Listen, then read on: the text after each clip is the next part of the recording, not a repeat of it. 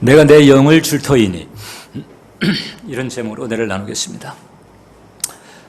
내비게이터를 조직한 그 도슨 트로트맨이라고 하는 분이 계신데 이분이 그런 얘기했습니다. 이제 둘 중에 어떤 게 더 위험할까 하는 대목인데 생각해 보세요. 90%가 진짜고 10%는 거짓이에요. 이런 게 하나 있고 그 다음에 10%가 진리고 90%가 거짓인 게 있습니다. 어떤 게 더 위험할까요? 아니 90% 거짓이면 그게 더 위험하지 않을까? 그런데 전자입니다. 90%가 진리고 10%가 거짓인 것, 이게 위험하다는 것. 90%가 거짓인 경우에는 처음부터 경계하지요. 주의합니다. 그리고 여차하면 밀어낼 생각을 하는데 이게 이제 90%가 진리고 10%가 거짓일 때는 덥석 끌어안았다가 낭패를 보는 경우가 상당히 많고 교회 내에서 그런 경우가 적지 않다는 거죠. 특히 성령의 역사와 관련해서 그런 경우가 참 많다. 여러분, 성령의 역사하심은 워낙이 우리들하고는 이제 수준이 다르잖아요. 그건 신비의 영역이고 신적인 영역이고 그건 두텁고 다양하고 넓습니다. 그렇기 때문에 사람의 생각으로 이건 제한할 수도 없고 판단할 수도 없는 어마어마한 그 영역에서 성령께서는 역사를 하시는 거예요. 이제 그러다 보니까 교회 내에서 이게 성령의 역사가 나타났을 때 그때 좀 모호한 경우가 있거든요. 저 괜찮은 건가? 괜찮은 건가? 이제 이런 생각이 드는 경우가 있단 말이죠. 그런 경우에 우리가 어떻게 분별을 해야 될까?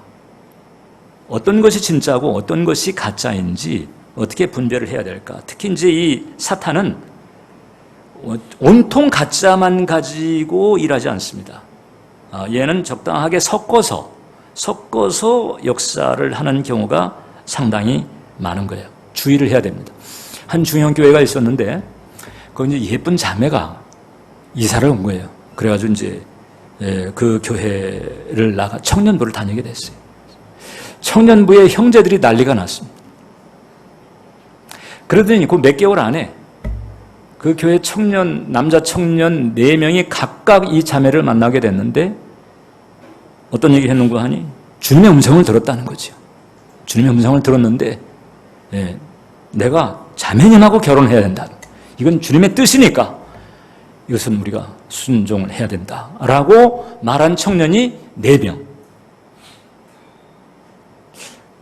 어떻게 봐야 될까요? 그러니까 최소한 4 중에 셋은 아니에요. 그죠? 4 중에 셋은 아니고 넷 다 아닐 수도 있어요. 그러면 4분의 3이 아닌 거예요. 4분 모두가 다 주님의 음성을 들었대. 이건 주님의 뜻이다. 이렇게 하고 있지만 적어도 4 중에 셋은 아니고 그 다음에 넷 다 아닐 수도 있는 게 실상이죠. 자, 이제 이런 경우들이 있는 거죠. 각자의 어떤 주관적인 생각에 따라서 객관적으로 보면 이제 아닌데 이제 경우에 따라서 이건 주님 원하시는 것이다, 주님의 뜻이다, 이것은 성령의 역사다 이렇게 이제 되는 경우가 있단 말이죠.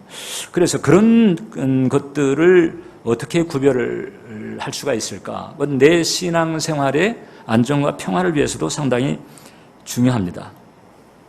대체적으로 이제 그 구별은 2가지 형태로 나타나는 것 같아요. 전부 아니면 전무. 그런 경우도 있어요. 근데 이제 대부분 보면 퍼센테이지의 문제가 많습니다. 구원도 받았고, 하나님의 자녀이긴 한데 부분적으로 문제가 되는 이런 경우가 있어요. 퍼센테이지의 분별이 필요한 경우가 있는 것 같아요. 제 경험상. 오늘 우리가 읽은 이 마태복음 본문은 이사야서 42장에 이사야가 메시아 예언을 했거든요. 그 이사야의 메시아 예언을 인용한 대목인데 이제 이 대목 가운데서 이제 좀 제 눈에 뜨인 건 뭔고 하니 내가 내 영을 줄 터이니 누가 하나님 아버지께서 메시아에게, 즉 성육신하신 예수님에게 하나님의 영, 즉 성령을 부어주신다는 거지요. 그래서 하나님의 영을 받은, 즉 성령을 받은 예수님께서 그로 인해 메시아의 사역을 감당하게 될 것이다. 그러면서 이제 예수님의 성품과 사역까지 같이 겸해서 소개를 해주고 있는 거예요. 바로 이 대목에서 우리는 즉 성령 받은 예수님께서 어떻게 하셨는가, 요거를 통해서 오늘날 다양한 성령 역사의 어떤 진위를 구별할 수 있는 중요한 실마리를 얻을 수 있다는 거죠. 저도 이제 성령 사역을 위해서 힘쓰는 사람이고, 주님께서 주신 은혜로 집회를 하다 보면 성령님의 다양한 역사가 나타나기도 합니다. 이제 그런 과정에서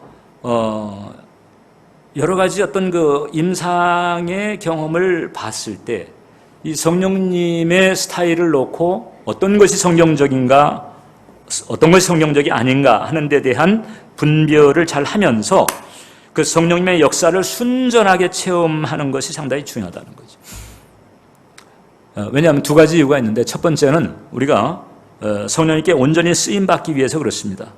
오늘날 하나님께서는 마치 예수님에게 당신의 영을 부어서 이 땅에서 메시아로 사명을 감당하게 하신 것처럼, 오늘날 하나님께서는 교회와 교회에 속한 우리들에게 하나님의 영 성령을 부어주어서 우리들을 쓰기를 원하시는 줄 믿습니다. 그러니까 온전히 쓰임받기 위해서 우리가 성령님의 스타일에 대해서 우리가 이해를 해야 된다. 또 하나는, 두 번째, 그 사탄의 교란 혹은 혼란을 우리가 방지하기 위해서도 성령님의 스타일을 아는 것은 참 중요하다. 마태복음 7장을 보면 좀 등골을 서늘하게 하는 본문이 있어요. 그날에 많은 사람이 나더러 이르되 주여 주여 우리가 주의 이름으로 선지자 노릇하며 주의 이름으로 귀신을 쫓아내며 주의 이름으로 많은 권능을 행하지 아니하였나이까 하리니. 자, 그날에 이제 종말적인 심판의 날입니다. 그때 많은 사람이 예수님에게 와서 주여 주여 이렇게 부르는 거예요. 이게 한 번 불러도 그런 두 번씩이나 지금 부르고 있다는 거잖아요. 이제 잘 아는 척 하는 거예요, 지금. 아는 척을 하는 게 아니고 이제 안다고 생각하고 있는 거예요. 그리고 주의 이름으로 선자 노릇하고, 아마 예언 사역을 한 것 같아요. 주의 이름으로 귀신을 쫓아내고 주의 이름으로 많은 권능을 행했다는 거잖아요. 여기 주님 앞에 와서 이렇게 당당하게 이렇게 말하기가 쉽지가 않습니다. 저도 성령 사역을 해보지만 이 귀신을 쫓아낸다든지 이런 어떤 능력의 어떤 역사가 나타난다, 이거 쉽지가 않거든요. 쉬운 일이 아닙니다. 근데 그렇게 했다는 거잖아요. 그리고 이제 주님 앞에 와서 인정을 받기를 원했는데, 오히려 주님께서 청천벽력 같은 소리가 와. 내가 그들에게 밝히 말하되 내가 너희를 도무지 알지 못한다. 그리고 불법을 행하는 자, 심지어는 불법을 모른다는 것이고 너희에게는 불법이 있다는 거죠. 내게서 떠나가라. 엄청난 충격이었을 것입니다. 아니, 또 혹시 또 모르지요. 양심 있다면 그러면 그렇지, 이렇게 했을지도 몰라요. 여기서 도무지 알지 못한다라고 하는 저 표현은 그 당시 그 유대교 회당에서 문제 있는 사람을 두고 최종적으로 제명을 시킬 때 쓰는 표현이기도 합니다. 너를 도무지 알지 못한다. 올라치게 되면 교회에서 출교를 시킬 때 쓰는 문구와도 같다고 볼 수가 있어요. 그런데 불법도 있다는 거잖아요. 그러나 여러분, 이제 우리가 여기서 이제 어떻든 하나님, 예수님께서 알지 못한다라고 하는 표현을 썼을 때의 중요한 포인트는 하나님과 사이에 있어서 사랑의 관계를 말한다고 보면 됩니다. 왜냐하면 하나님은 사랑이시기 때문에, 주님도 마찬가지죠. 사랑이시기 때문에 사랑하지 아니하는 자는 하나님을 알지 못한다고 그랬거든요. 요한일서에. 그러니까 예수님께서 난 너희를 모르는데 라고 말할 때에는 일단 기본적으로는 이 사람들이 주님과 사이에서 사랑의 관계에 있지 않았다는 것을 알 수가 있어요. 거기서 조금 더 유추해 본다면 이 사람들은 주님을 사랑하기보다는 능력을 사랑하고 어떤 나타나는 것, 사람들의 주목을 받는 것, 뭔가 무슨 어떤 일을 행해내는 것, 이런 것을 사랑했었으리라. 이렇게 이제 우리가 볼 수 있는 거죠. 아무튼 이렇게 주의 이름으로 이 사람들이 어디에서 했겠어요? 교회에서 했겠죠. 혹은 교회와 관련된 그런 영역에서 그것도 주의 이름으로 그렇게 했단 말이죠. 그런데 막판에 주님께서는 아니다, 이렇게 될 수가 있다는 거예요.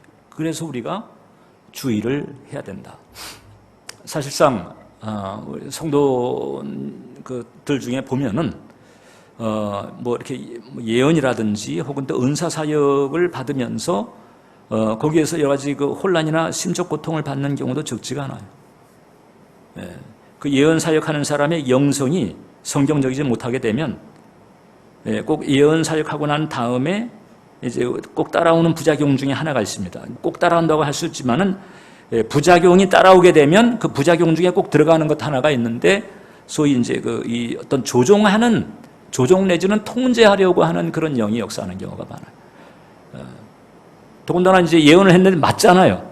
이거 맞네. 이래가지고 더 이제 귀를 기울이게 되고, 그때 이제 사람들을 조종하려고 하는 이런 부작용이 나타납니다. 벌써 이제 그것부터 잘못되고 있는 거거든요. 자, 아무튼 이런 여러 가지 다양한 상황을 놓고 어떻게 분별하는가. 첫 번째, 일단 성령님은 철저하게 예수님께 코드를 맞추신다는 것을 알아야 돼요. 코드가 맞다라고 하는 것은 가치관 내지는 스타일, 사고방식, 이게 맞다는 얘기죠. 성령님은 전적으로 예수님께 코드를 맞추신다. 요한복음 15장을 보면요, 내가 아버지께로부터 너에게 보낼 보혜사 곧 아버지께로부터 나오시는 진리의 성령이 오실 때, 자, 성령이 오실 때 그가 나를 증언할 것이다. 성령님은 예수님을 증언하시게 온 거예요. 성령님은 하나님 아버지와 아들 그 예수 그리스도의 영광을 위해서 오신 분입니다. 그러니까 성령님은 그 자체로 하나님이시고 존재를 분명히 하시지만 당신을 드러내지 않아요. 마치 성령님은 창문과도 같아요. 창문과도 같아요. 우리가 이 블라인드를 거두게 되면 저 바깥의 전경을 보잖아요. 그때 사실 유리창의 존재를 의식하는 사람은 별로 없어요. 유리창이 어머니 존재하지만 그냥 바깥에 있는 전경 봅니다. 저 아파트들 봐라. 저 수변공원 봐라. 이렇게 되죠. 유리창이 존재는 하고 있지만은 그 자신을 드러내지 않고 뭔가 그 다른 영역의 것을 보게 만드는 것처럼 성령님 역시 그렇게 역사하시는 거예요. 성령님은 자신이 드러내지 않아요. 성령님은 예수님을 드러내고 하나님 아버지를 드러내고 이렇게 하시죠. 그래서 우리는 이 예수님을 통해서 두 가지를 알 수가 있어요. 예수님이 그런 말씀했잖아요. 나를 본 자는 아버지를 보았거늘. 예수님은 우리에게 하나님 아버지가 어떤 분인가를 알려줍니다. 동시에 예수님은 성령님에 대해서도 알려주신다. 그래서 예수님께서 하나님 아버지와 성령님을 우리에게 알게 하시는 은총을 주시는 거예요. 여러분, 구약시대 때에도 성령께서 임하시는 일들이 여럿 있었습니다. 뭐 사사라든지 선지자라든지 혹은 뭐 왕에게도 뭐 임했고, 이렇게 성령께서 임하시는 일이 있었는데, 근데 구약시대 때에 성령께서 임했던 사람들을 보게 되면은 다 약점들이 많았습니다. 문제들이 있었어요. 그래서 구약시대 때에는 성령께서 오셨다가 그냥 떠나시기도 했습니다. 뭐 사울이나 삼손 같은 경우 대표적이었잖아요. 그런데 이제 예수님에게 임하신 성령의 역사는 다르다는 거죠. 예수님에게 임하신 성령님은 100% 그대로 성령께서 지니신 그 신성과 그 능력을 그대로 고스란히 드러내셨습니다. 왜냐하면 예수님은 흠도 없고 점도 없고 죄도 없으신 분이거든요. 하나님의 아들. 뭐 걸림이 없어요. 성령께서 나타나시고 일하시는 데에 거리는 게 없어요. 그냥 100% 이상 그대로 성령님의 그 거룩하신 신성과 능력이 예수님을 통해서 그대로 풀어지게 되는 거죠. 그래서 우리는 예수님을 통해서 나타난 일들, 예수님의 언행심사를 보면서 성령께서 이렇게 하시는구나. 그래서 성령님의 성품과 사역 또한 우리가 엿볼 수가 있다. 하나님께서는 성령의 시대를 열면서 예수님의 십자가 직후에 그 성령의 시대를 열면서 그 성령 사역에 대해서 분명한 샘플과 기준과 모델이 필요하다고 여기셨던 것 같아요. 그래서 예수님을 성령 사역의 모델로 이렇게 세우셨다, 이렇게 볼 수가 있습니다. 그렇기 때문에 두 번째, 그 예수님의 성품과 사역이 성령님의 사역에도 그대로 드러난다라고 하는 거죠.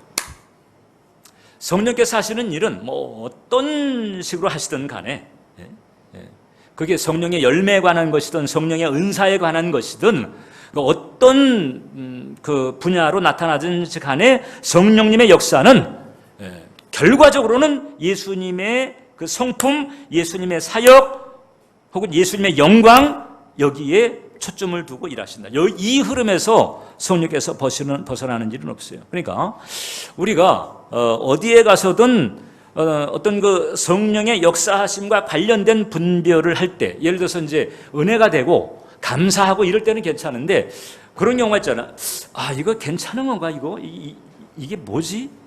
이거 그냥 믿고 받아들여도 되는 거야? 뭐 이렇게 마음속에 경계심이나 의문을 가지게 할 만한 상황들이 있어요. 이제 그럴 때는 우리가 예수님을 생각하면 됩니다. 왜냐하면 성령님은 예수님 안 하실 일, 예수님 안 하실 말은 하지 않으신다 하는 거지. 그래서 어떤 사람이 성령께서 자기를 쓰신다 이렇게 해놓고는, 근데 막상 보면 대부분의 일상에서 늘 그냥 돈 하고 있고, 그다음에 자기 지위를 혹은 자기의 명예를 구하는 일에 계속해서 시간을 많이 투자하고 있다? 그러면 이건 문제가 있는 거죠. 성령님은 예수님을 높입니다. 예수님을 증거합니다. 그럼 성령 받은 사람도 예수님을 높이고 예수님을 증거하는 쪽으로 가야 되거든요. 그게 더 많아야 돼. 그게 더 강해야 되죠. 근데 그게 약하고 자기를 높이는 데에 초점을 두고 있다? 그러면 이제 거리를 둬도 괜찮아요. 어떤 사람이 이제 성령께서 자기를 쓰신다 했는데 말은 그렇게 하면서 일상의 관계 가운데에서 자꾸 혈기를 내거나 혹은 다른 사람들에 대해서 비방하고 판단하고 정죄하는 말을 해요. 그러면 문제지요. 어디 예수님께서 뭐 정죄하고 비방하고 뭐 그렇게 하시나요? 아니잖아요. 어떤 분은 모든 범사를 늘 성령님을 의지하겠다, 이런 각오를 가졌는지 옷 입을 때 옷장을 딱 열고 오늘은 원피스입니까? 오늘은 바지입니까? 그 다음에 신발장 딱 열고서는 오늘은 어떤 걸 신어야 되나요? 기도하고 막 이렇게 이제 하는, 뭐 꼭 기도까지는 안 해도 뭐 이렇게 주님께 여쭤본다고 이렇게 하는 경우가 이제 왕왕 있는 것도 같아요. 그 의지는 가상합니다. 범사에 사소한 일까지도 성령님을 의지하겠다고 하는 그 생각은 가상해요. 근데 안 그럴 때도 불안이 오고 심지어는 강박 성향이 생길 수 있다고 한다면은 그건 잘못된 거지. 그건 주님과의 관계에 뭔가 잘못이 있는 거예요. 여러분, 어린애들 보세요. 그 애들이 어릴 때는 엄마에게 시시콜콜, 엄마 신발 어떤 거 신어? 엄마 어떤 거 입어야 되지? 어릴 때는 그래요. 그러다가 조금 크잖아요. 그러면 다 알아서 해요. 다 알아서 하고, 뭐 엄마가 간섭하려고 나도 이렇게 돼버리지. 그럼 엄마도 뭐 이상하게 하지 않는 한에는 그냥 놔두는 거예요. 놔두는 거예요. 지 좋다고 하는 거, 지 원하는 거 하게 만드는 거죠. 주님도 우리 사회에 같이 마찬가지. 어느 정도 영적으로 성장이 되면 그다음에 주님께서 우리에게 주시는 재량이 있어요.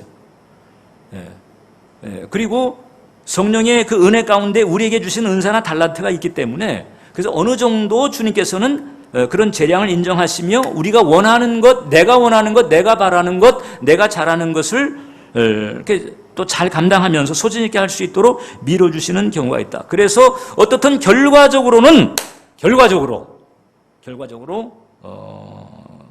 하나님 아버지 그리고 예수님이 드러나고 영광을 받으시는 이와 같은 라이프 스타일을 살아갈 수 있도록 붙들어 주시는 분이 성령님인 줄 믿으시길 바랍니다. 그래서 우리는 그런 거 가지고 판단을 할 수 있는 거예요. 예를 들어서 이제 기록된 말씀, 이 성경을 가지고 감을 잡기가 쉽지가 않은 상황들도 있을 수가 있어요. 그런 때 특히 성령을 전적으로 의지하면 성령의 이끄심은 결과적으로 우리로 하여금 하나님께 영광을 드릴 수 있도록 인도하시는 줄 믿습니다. 여러분, 그 철로 역정을 쓴 그 존 번연 목사님이 영국 국교회의 핍박을 받아가지고 감옥에 들어간 적이 있었어요. 감옥에 들어갔는데 갑자기 체포가 돼가지고 들어오니까 그 감옥의 간수장이 이제 이 존 번연 목사님을 이제 존경한 거예요. 그러니까 얼마나 참 집안 그 식구들이 궁금할까 싶어가지고 목사님 집에 살짝 다녀오세요. 그랬어요. 그 참 안 해야 되는 일인데 워낙에 존경하고 이분을 신뢰하니까 살짝 다녀오라고 나갔다가 안 오면 어떻게 돼요? 근데 이분은 안 올 뿐이 아니에요. 그래서 그냥 살짝 다녀오세요. 가족들이 염려하고 궁금해할 것입니다. 다녀오세요. 너무 고마운 나머지 감사합니다. 그리고 이래도 되나? 그리고 이제 나왔어요. 감옥에 나와가지고 집으로 가는 중인데 자꾸 마음이 내키지가 않은 거예요. 내키지가 않아. 그래가지고 왜 이렇게 마음이 안 내킬까? 이래가지고 어찌 해야 되나? 그리고 이제 주님께 마음속에 기도를 했는데 다시 돌아가라. 지금 말입니다. 지금 그 가족들 만날 생각에 집안이 어떻게 돌아가는지 그 염려에 지금 이제 이걸 싹 매듭을 풀 수 있는 상황인데 돌아가는 게 좋을 것 같다는 생각이 자꾸 이거 주님의 인도하신 것 같은데 이래가지고는 다시 백한 거예요. 그래서 쉽지가 않습니다. 그렇게 순종하기가 이게 쉽지가 않거든요. 다시 백해서 돌아왔어요. 돌아왔더니 그 간수장이 벌써 다녀오셨냐고. 못 갔어요. 왜 안 가셨어요? 자꾸 가는 중에 자꾸 성령께서 다시 돌아가라고 하시는 것 같아서 그냥 돌아왔습니다.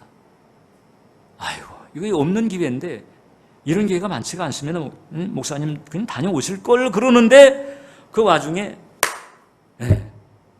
왕이 행차를 해버린 거예요.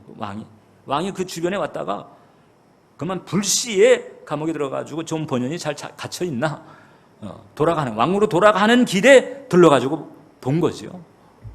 만약에 그때 없었다 그러면 이제 다 죽는 겁니다. 존 번연도 죽고 간수장도 피비린내가 일어날 판인데 존 번연이 그 마음속에 주시는 성령의 감화를 따라 순종하니까 결국은 그것 때문에 하나님의 살아계심 증거가 되고 주님께서 영광을 받으시고 이렇게 되는 거잖아요.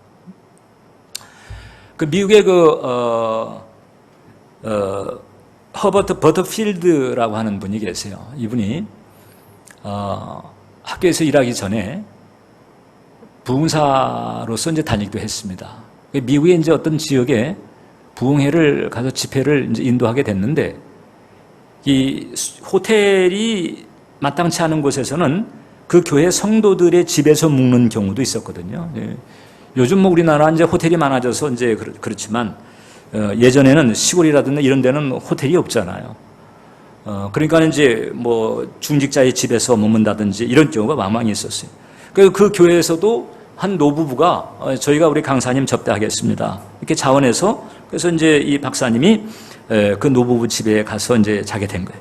근데 아무래도 여건이 조금 신통치는 않았어요. 그러다 보니까 이제 이 찜찜했던 재직들이 모여가지고 서로 의논한 끝에 마침 거기서 조금 멀리 떨어져 있는 지역의 성도 집인데 그 넓고 큰 집이 있고 그 성도가 이제 마침 여행을 해가지고 집도 비게 되고 이런 상황이 생긴 거예요. 그냥 잘 됐다. 이래가지고 그 집으로 좀 옮기게끔 그렇게 합시다. 찾아갔어. 그래가지고 박사님, 지금 이 넓고 큰 집이 이렇게 빈 집이 생겼는데 그쪽으로 좀 숙소를 옮기시면 좋을 것 같습니다. 그럼 웬만하면 그래요? 그럼 이제 옮기죠. 이렇게 짐을 쌀 텐데 이분도 마음속에 내키지 않는 마음이 살짝 들어요. 뭔가 찝찝하고 이렇게 딱 그렇게 지금 이 제안이 그렇게 지금 선뜻 받아들이지가 않아요. 이거 왜 그럴까? 이제 조짐을 아는 거죠. 이럴 때 주님께서 주님 생각이 있으신가 본데 우리도 마찬가지입니다. 우리도 이게 좋은 것 같은 제안일지라도 마음속에 뭔가 찝찝하거나 조금 이럴 때는 이제 주님께서 어떤 생각을 가지고 계신 거죠. 그래서 이제 이분이 한 주님께 기도해 봅시다. 방문하고 들어가가지고 주님께 이제 기도를 하면서 사람 생각으로는 옮겼으면 좋은 거지요. 그런데 뭔가 이렇게 아무튼 안 편하니까 주님 어떻게 할까요? 숙소로 옮겨도 되겠습니까? 여쭤봤는데 주님이 이제 성경 구절을 생각나게 한 겁니다. 다 이제 이렇게 성령께서 하시는 일이죠. 누가복음 10장 7절이에요. 거기에 뭐 빼도 박도 할 수 없이 그냥 답을 말씀하죠. 그 집에 유하며 주는 것을 먹고 마시라. 일꾼이 그 삭슬을 얻는 것이 마땅하니라. 이 집에서 저 집으로 옮기지 말라. 누가복음 10장 7절이 딱 떠오르길래 그래서 성경을 딱 찾아보니까 이 집에서 저 집으로 옮기지 말라. 아멘 하고 나와가지고 저는 그냥 불편해도 여기 있겠습니다. 이거 거기 옮기시면 좋을 텐데 전 여기가 좋습니다. 그리고 이제 그냥 거기 있기로 딱 한 거예요. 그런데 집회를 인도하는 중에 중간쯤에 어떤 일이 생겼는가 하니 그 빈집 있는 그 동네에서 반역상 문제가 생겼어요. 이 티푸스 계열의 좀 질환이 생겨가지고 그 반역상 문제가 생겨가지고 그 줄을 이 반역센터에 나와가지고 거기를 격리시키고 그래가지고 그때서부터 한 달간 격리시켜가지고 반역을 했대네. 만약에 집을 옮겼으면 이 박사님이 집회도 중간에 끝나고 한 달 동안 움직이지도 못하고 거기서 묶여 있었어야 되는 거죠. 그러니까 주님께서 이렇게 알아서 성령을 통해서 순간순간 성경에는 없지만 지금 이제 물론 이 대목은 누가복음을 생각나게 하셨지만 이 상황 자체에 대해서 성령께서 일단 내키지 않는 마음을 주신 거거든요. 이런 부분을 우리가 이제 따르는 거죠. 그래서 결과적으로 이제 이 상황들이 알고 보니까 이게 주님의 살아계심이 증거되는 일이고, 주님께 영광 드릴 만한 일이 되고, 성령께서는 이렇게 역사하신다는 거죠. 그리고 마지막으로, 그리고 아주 결정적인 게 있습니다. 하나님께서 우리에게 성령을 보내신 것은 저와 여러분들로 하여금 예수 그리스도 닮기, 예수 그리스도를 닮게 하려고 보내셨다는 거예요. 여러분, 우리가 이제 저희 복음서하고 이제 사도행전을 해석할 때 이제 그런 포인트가 있어요. 복음서라고 하는 것은 예수님을 통한 성령의 역사. 자, 우리가 오늘 이제 읽었잖아요. 내가 내 영을 그에게 줄 터이니. 그래서 하나님의 영이 예수님께 임하면서 그래서 메시아의 사역을 감당하셨단 말이죠. 복음서는 예수님을 통한 성령의 역사. 사도행전은 그 예수님의 제자들을 통한 성령의 역사라고 하는 거죠. 그럼 이제 사도행전 이후에 오늘날 우리 시대는 뭔고하니 여러분들을 통한 성령의 역사인 거예요. 근데 여러분들을 통한 성령의 역사는 철저하게 예수님에게 초점을 맞춘다는 거죠. 예수님을 닮는 거예요. 예수님의 성품을 닮게 하고 예수님의 사역을 담게 하고 예수님의 라이프 스타일을 담게 하고 여기에 바로 성령 역사의 초점이 있는 줄 믿습니다. 여러 가지 다양한 어떤 그런 그 은사적인 현상이 나타날 수도 있고 또 성령의 열매와 같은 어떤 그 성숙이라든지 혹은 그런 그 어떤 인격적인 차원의 역사가 다양하게 나타날 수 있지만은 결국 총체적인 결론에 초점 mongo하니 그 성령의 역사로 말미암아 이 땅에서 예수 그리스도를 닮아서 이 땅에서 예수 그리스도를 드러내는 거죠. 예수님을 증거하는 거죠. 거기에 바로 성령을 보내신 이유가 있다는 거죠. 오늘 우리가 읽은 본문에 예수 그리스도의 그 성품이 증거되고 있다고 그랬습니다. 19절에 보니까 그는 다투지도 아니하며 들레지도 아니했다. 다투지도 않고 언성이 높아지도 않았다는 거죠. 성령 받은 사람은 예수님처럼 합니다. 다투지 않아요. 들리지 않아요. 언성을 높이거나 그냥 팔고도 붙이고 그냥 막 눈에 그냥 막 도끼를 쏘면서 이렇게 예수님이 어떻게 그렇게 그러신 적이 있냐고. 예수님이 그러신 적이 없으면 성령 받은 사람도 그러지 않아야 되는 거죠. 근데 성령 받았다고 했는 예수님을 구원자로 영접하고 성령을 받은 사람인데 근데 다투거나 들리는 일이 생긴다. 그러면 이제 그 대목은 성령의 역사가 아닙니다. 성령의 역사가 아니면 악령의 역사지. 귀신 들린 건 아니지만 귀신이 부추기는 거죠. 귀신이 사주를 하고 이렇게 돼버리지. 그런데 이게 이제 그 부분적으로만 문제가 되면 회개하면서 그것을 교정할 수 있는 어떤 기회가 있거니와 아예 판 자체가 잘못돼서 그렇게 나타나는 경우도 있을 수 있다는 거잖아요. 판 자체가. 생각해 보세요. 주의 이름으로 선자 노릇하고 주의 이름으로 권능도 행하고 귀신을 쫓아냈는데도 예수님께서 난 너희를 모른다 이렇게 할 정도면 이렇게 될 수 있다는 거잖아요. 그러니 아예 신앙 일상에서 그냥 싸우기를 밥 먹듯 하고 다투기를 이 소리 들내기를 밥 먹듯 하는 사람이라면 예수님은 그 사람에게 뭐라고 하시겠냐는 거죠. 그러니까 이게 퍼센테이지가 잘못됐으면은 이게 나중에 회개하고, 그리고 주님 앞에 통회하면서 그것을 새로 이렇게 할 수 있는 기회가 있지만, 혹시라도 판 자체가, 그 뿌리, 근원 자체가 이게 주님에 있지 않아서 나타나는 경우라면 참 이게 심각한 거거든요. 우리가 주의할 필요가 있다. 내게 나타나는 것이 어떤 모습일까? 주의할 필요가 있어요. 20절 보니까 상한 갈대를 꺾지 아니하며 꺼져가는 심지를 끄지 아니하신다. 웬만하면 상한 갈대, 아이고 이거 못 쓰겠네 툭 꺾어가지고 이제 버리거나, 심지가 꺼져갈 때 아이고 좀 못 쓰겠다 그냥 딱 꺼버리라 이렇게 해가지고 그렇게 할 수 있잖아요, 사람들이. 근데 예수님은 안 그러신다는 거죠. 끝까지 상한 갈대도 꺾지 않고 어떻게든 어떻게든 잘 보존할 수가 있을까? 꺼져가는 심지도 어떻게까지 마지막까지 좀 불길을 살릴 수는 없을까? 그래서 쇠잔해진 마음, 지치고 상한 심령들을 붙들어 주시면서 마지막까지 희망을 버리지 아니하시고 챙기려고 하시는 분이 바로 예수님이거든요.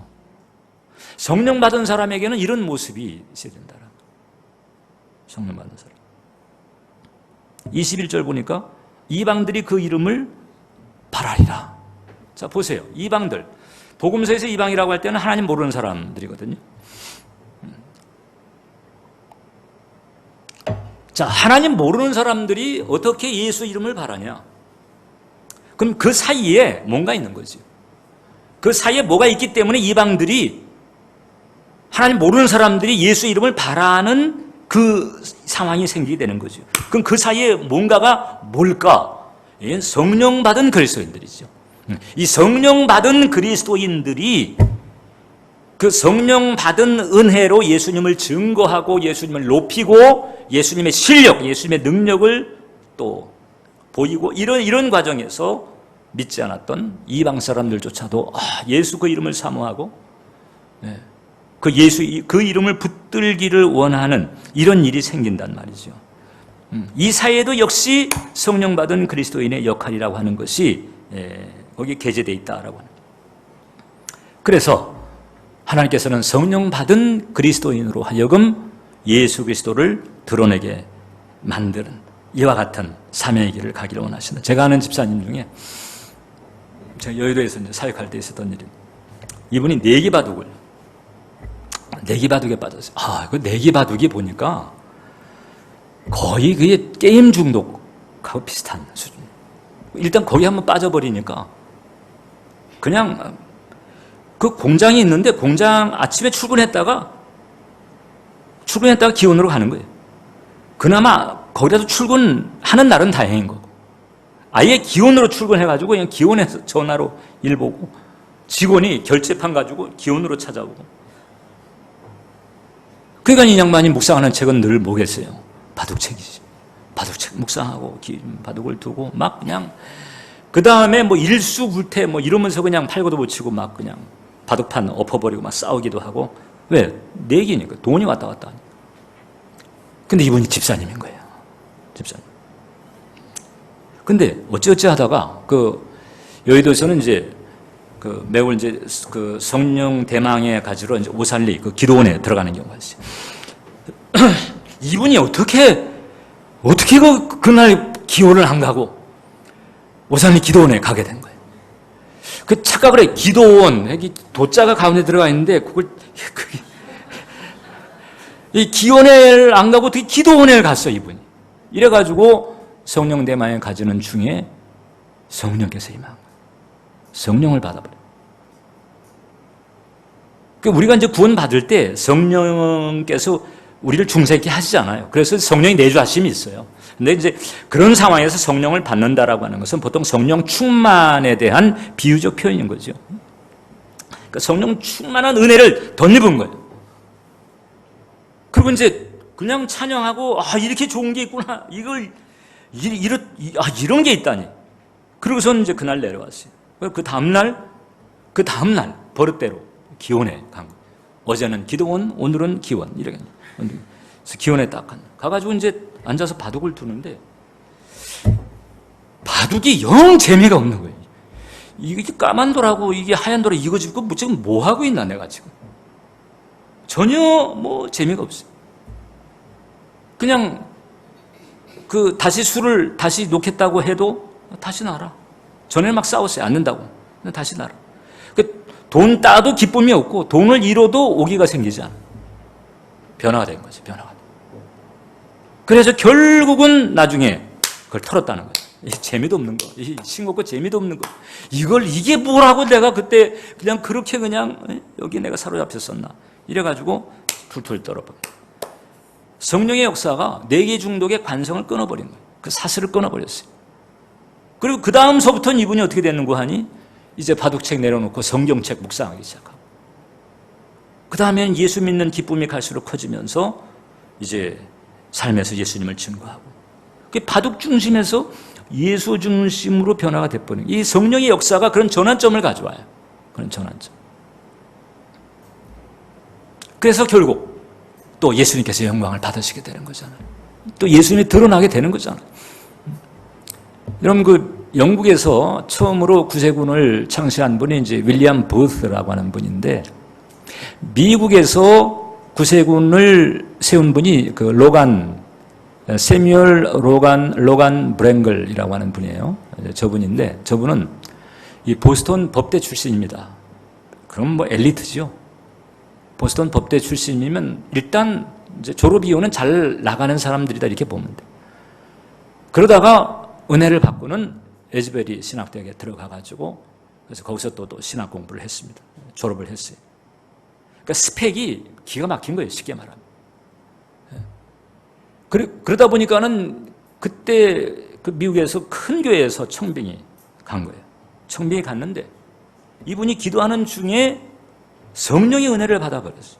성령의 은혜를 받으면서 내가 지금 어떤 교회 목회보다도 지금 저 영국 땅에 보니까 그 윌리엄 부스라고 하는 분이 구세군을 만들어가지고 그 소외된 사람들, 어려운 사람들을 돌보고 적극적으로 복음을 전하고 다니고 우리 미국에도 저게 필요하다.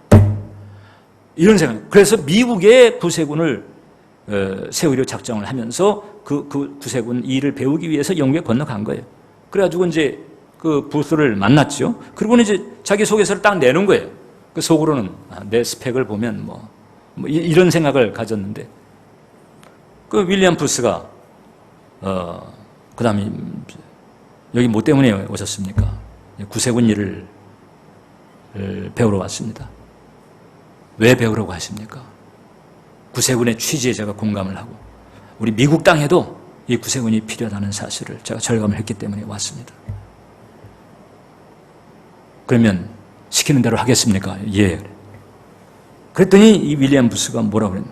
그러면 지금서부터 당신은 나가서 어디 이제 방을 얘기해주면 거기 가가지고 이 구세군이 온 동네 휩쓸고 다니면서 돌아왔을 때 그 부츠에 흙이 잔뜩 묻거든요. 그때는 이 도로 포장이 잘 안 되던 때잖아요. 네.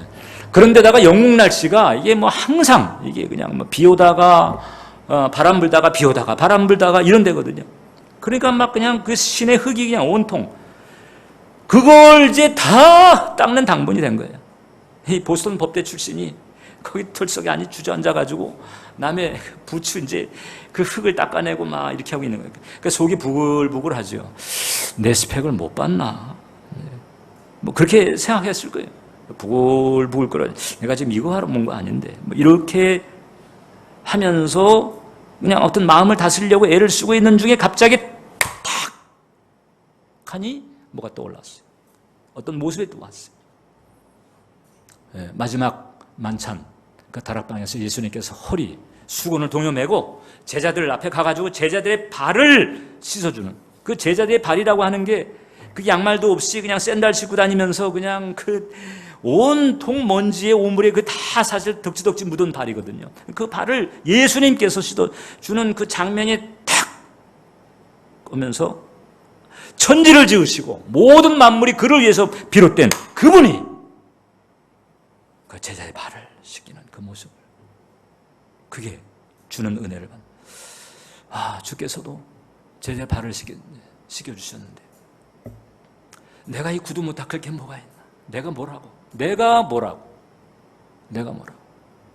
이래가지고 그냥 그때서부터는 찬양하며 감사하는 마음을 가지고 구두를 닦는. 그 윌리엄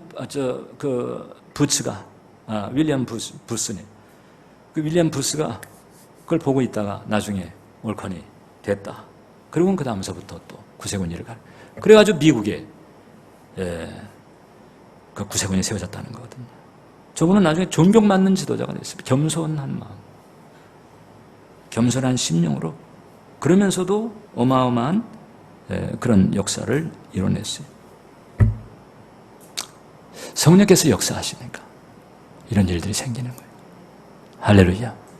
물론 병든 자도 고치고 귀신을 쫓아내고 이런 그 다양한 은사적인 역사를 통해서도 하나님께서 영광 받으시죠. 그리고 그렇게 쓰임 받았으면 그러면 그냥 쓰임 받은 도구, 그 쓰임 받은 데 대한 감사를 드릴 뿐인 거죠. 제가 지난주에 여러분들에게 스미스 위글스워스 얘기를 했는데 그건 아주 치유 역사가 놀랍게 나타났습니다. 그분은요, 이렇게 사람 이렇게 쭉 일렬로 이제 세워놓고 치유 사역을 하는데 여기서부터 이렇게 기도 들어가잖아요. 그러면은 이렇게 계속 기도해 나가는데 이쪽 기도 한쪽에서는 막 치유가 일어나고 막 난리가 났어요. 그런데도 자기하고는 전혀 상관이 없어요.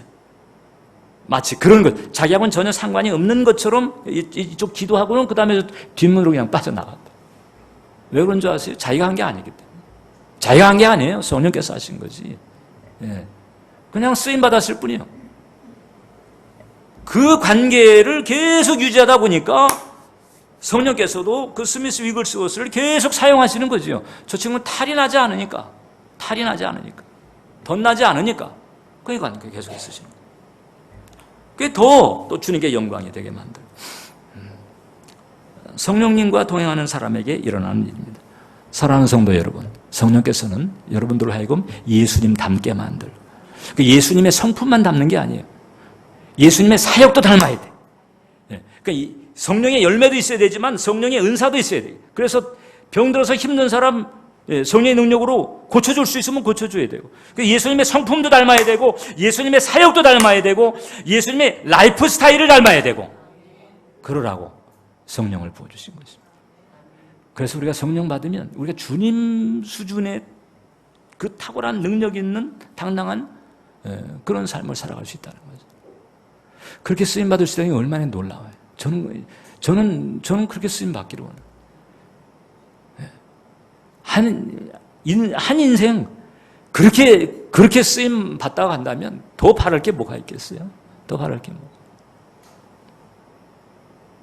이러므로 성령님은 예수님께 초점을 맞추시는 분입니다.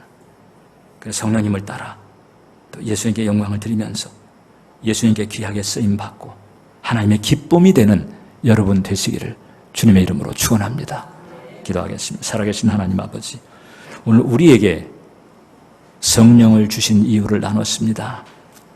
예수님을 닮고, 예수님의 성품도 닮고, 예수님의 사역도 닮고, 예수님의 라이프 스타일을 닮고, 어찌하든지 지금 그 절망의 바다, 멸망의 바다에 빠져가지고 허우적거리면서 영벌에 떨어지고 있는 그 영혼들이 수없이 많은 이 시대, 겸손과 온유로 무장하고, 그리고 살아계신 하나님의 그 본때를 보이면서 영혼들을 구원하고 하나님 나라를 증거하는 일꾼들 되기를 원합니다. 제가 그렇게 쓰임받기를 원하고, 우리 은혜 정원교회가 그렇게 쓰임받기 원하고, 우리 은혜 정원교회 교우들이 그렇게 쓰임받기를 원하고, 성령께서 우리 가운데 임하셔서 저희를 사용해 주시옵소서. 예수님의 이름으로 기도합니다. 아멘. 우리 거룩하신